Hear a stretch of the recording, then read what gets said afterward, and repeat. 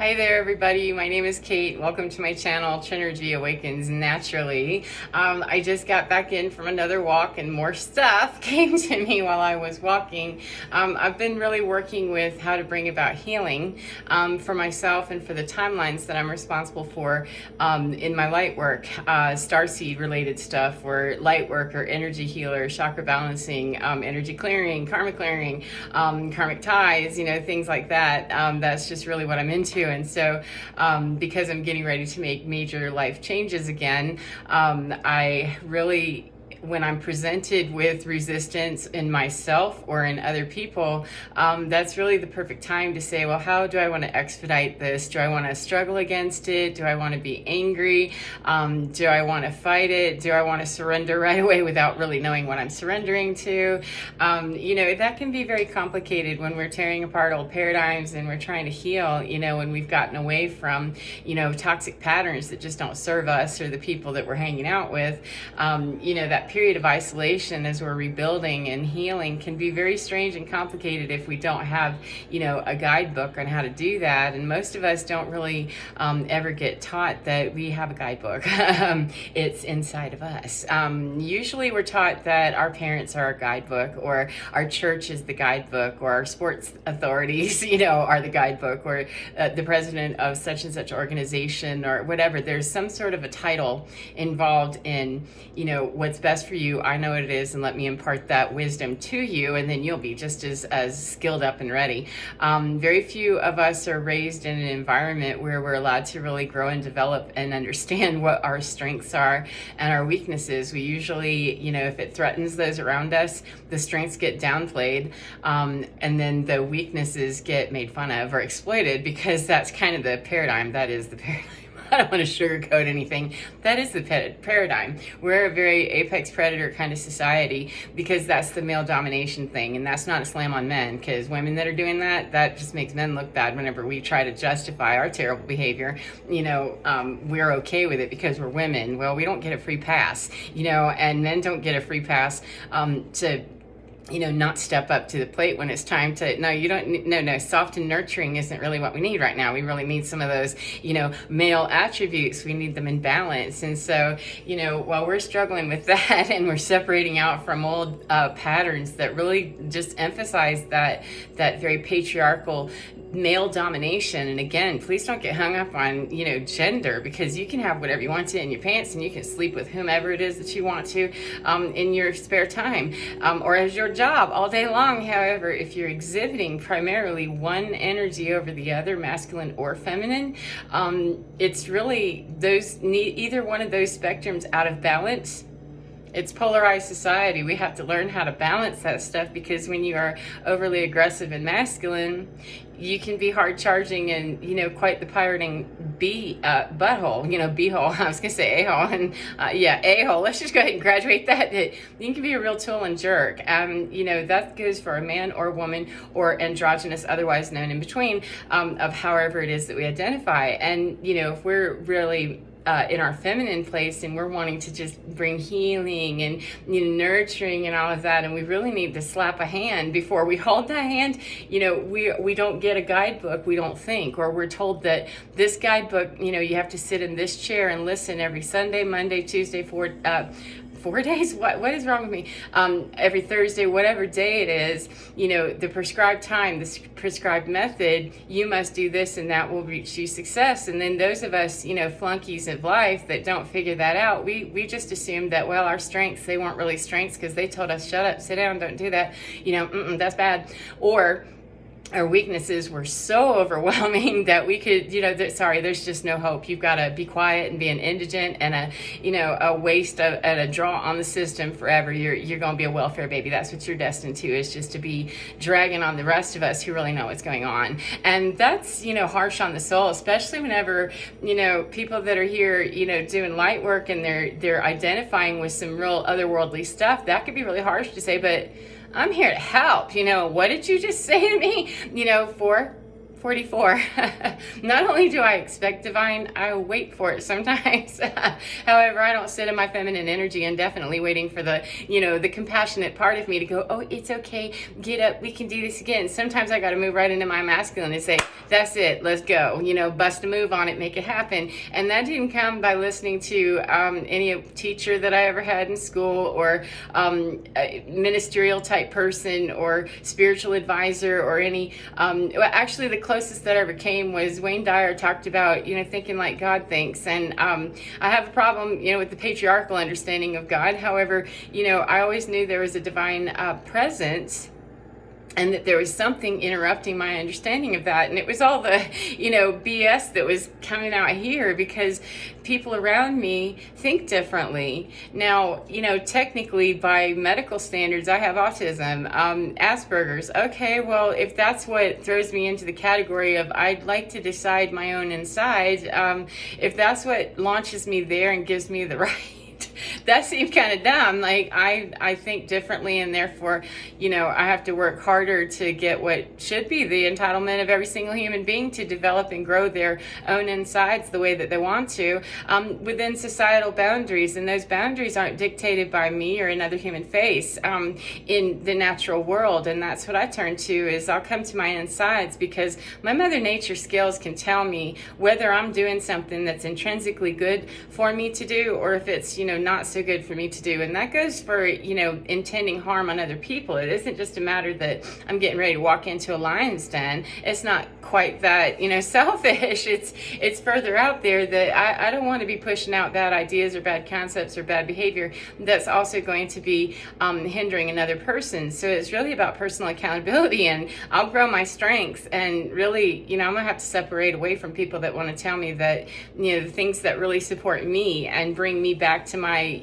most innocent, basic, childlike quality that wants to have fun and can be governed very well by the mom and dad parts of me, the male, female, then, anything that takes me closer to that business, that's what I'm going to do. And I'm going to have to shove off from, anyone that would tell me to do something other than that because they're uncomfortable. Unfortunately, that's, kind of your healing work to do. And so when I got a hold of that and just decided, I'll take mission control, from here, Bob, I got this, and, thanks, I'll call that what I want to, and I'll just start talking to me, and not worry too much about how other people are perceiving that. And, as I was walking today and looking at the mountains, it's 75 degrees or something, and I'm looking at Pike's Peak, the Front Range, and just staring up at, there's a little bit of snow still, at the tops of these mountains, and just marveling at the strength, the endurance, and the ability that I'm down, at my level, at whatever it is in Colorado Springs.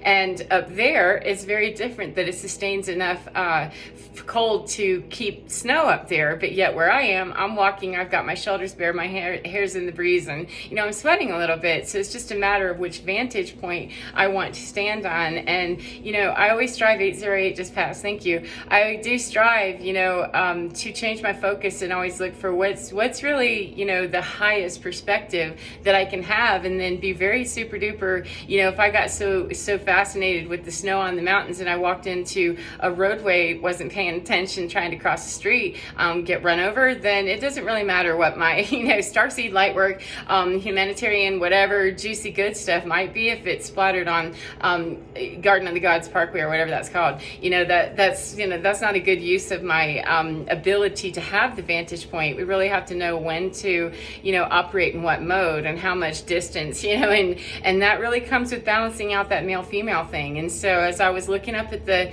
snow top mountain and thinking, okay, what am I working with? What's the energy that I'm working with today?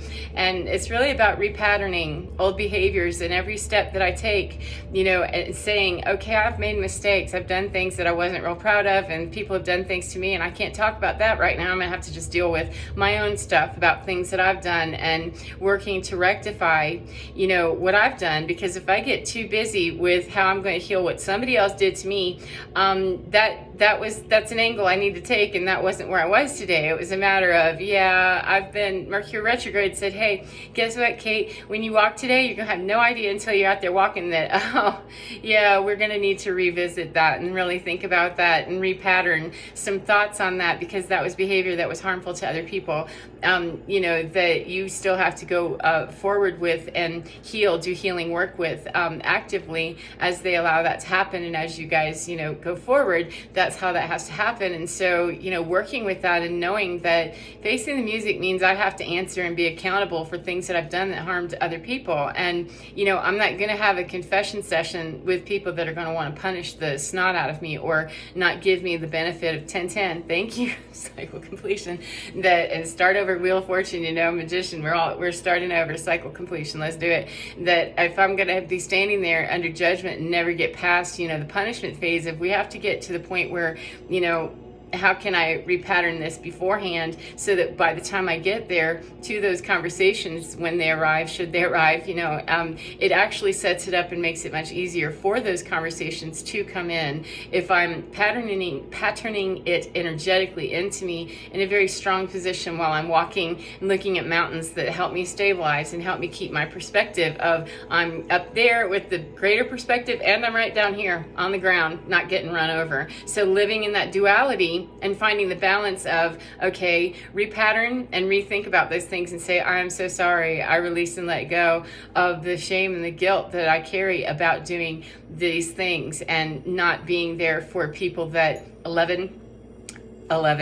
Thank you very much. That divinity's everywhere and I'm willing to wait for it, because it is everywhere and it's blessing us constantly. And so it's a matter of recognize that and also deal with the heart hurt of, man, I have really muffed it and, done things that I just wish I hadn't done. And sitting in that regret, that shame and that blame and that name of, it doesn't help. It spirals worse. It makes it terrible at, an experience, and it doesn't bring the healing that those people and I both deserve. We all deserve to have that healing, and whether or not those people ever want to come forward with me, it doesn't matter, because I'm still responsible for cleaning up my messy end of it. Now, if they don't clean up their messy end, I'm not responsible for that. The reality tunnel has been shut with, this is over now. The cycle completion, we reached that, and so whatever messy mess they might have back there is going to be absolutely altered and made better at a minimum. Now, they can keep digging a horrible tunnel. That's our right. 1212. As human beings, we're allowed to keep tunneling in the wrong direction of pain and sorrow and all that grief and terrible stuff, unforgiveness, unwillingness.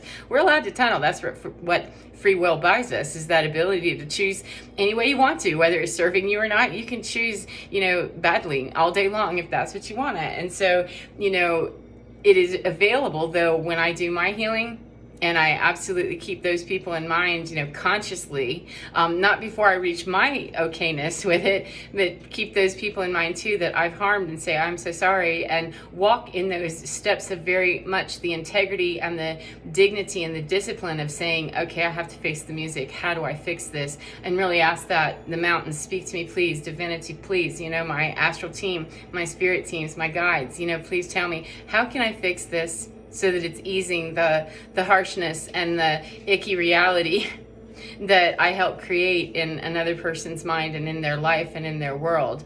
That's not cool. How do I fix that? And again, I fix it from my end, doing what I need to do, that I'm told to do, and make those attempts where I know that I can, that it's safe and it's not going to engage somebody or trigger them to make more bad decisions because, they just aren't really ready, willing, or able to hear any kind of an apology. And people, they have that right to refuse, I don't want to talk to you, that now.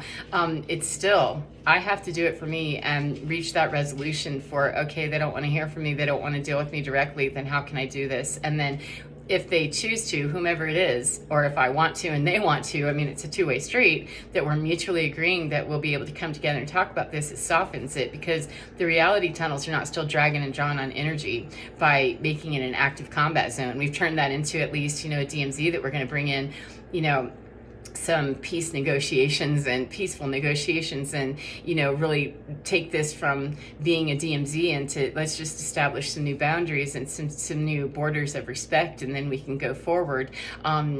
continuing to heal those places that, you know, sometimes a broken bone, it's going to take a while and it comes back and it sutures back stronger. However, you know, those first few weeks, months, whatever it is, sometimes years, it takes time to rebuild, and healing is possible. It's not possible though if you never ever go and seek the healing, you know, or it'll heal back and the bone is, you know, all cockeyed, and it'll be way strong cockeyed. And if you know, want to have your arm bent permanently, 1444, then, you know, we're allowed to do our healing or our ignoring of that healing any way we want to. And I like to do mine that's synergistically going to be the most helpful, because otherwise, you know, why am I bothering to be out, you know, sweating my behind off, feeling terrible about myself? Then why don't I do something to help that? And if I feel terrible about myself because I did something to somebody else, then how about I do something to make them feel better in my mind? I didn't say kiss their butt.